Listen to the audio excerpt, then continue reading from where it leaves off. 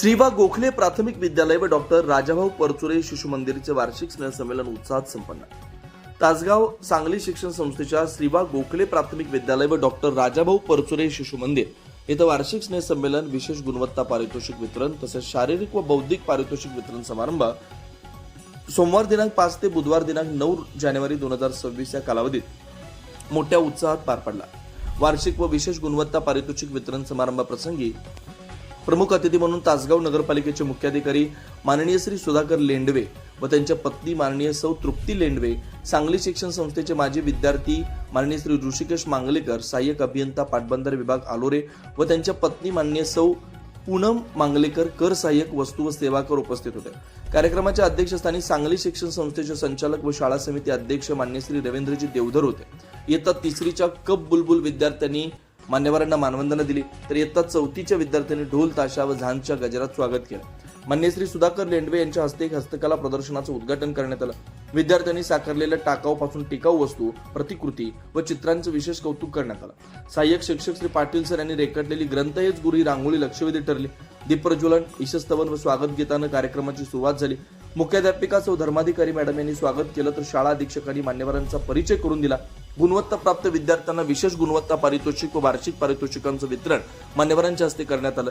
अतिथींनी शाळेच्या उपक्रमाचे कौतुक करून विद्यार्थ्यांना व्यायाम, सातत्यपूर्ण अभ्यास व स्पर्धा परीक्षांचं महत्त्व पटवून दिलं. स्नेहसंमेलनाच्या निमित्तानं विद्यार्थ्यांनी तयार केलेल्या मराठ्यांची धारा तीर्थ या हस्तलिखिताचं तसेच आम्ही या चौथीच्या विद्यार्थ्यांच्या आठवणींच्या संग्रहाचं प्रकाशन करण्यात आलं.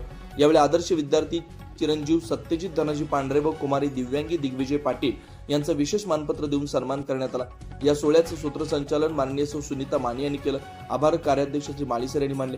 स्नेहसंमेलनाचे दुसरे पुष्प पहिली ते चौथीच्या विद्यार्थ्यांना सांघिक पारितोषिक वितरण करून संपन्न झालं. या कार्यक्रमाचे अध्यक्ष माननीय श्री राहुल पाटील, सहाय्यक मोटर वाहन निरीक्षक होते.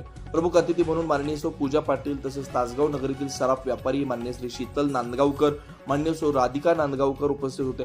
सूत्रसंचालन माननीय श्री पाटील सर यांनी केलं, तर आभार माननीय सौ अश्विनी गायकवाड यांनी मानले.